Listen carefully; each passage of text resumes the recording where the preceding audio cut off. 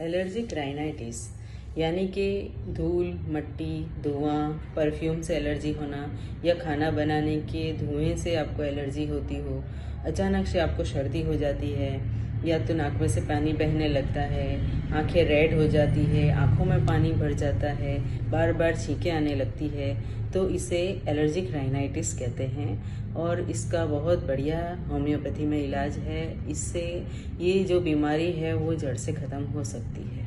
Thank you.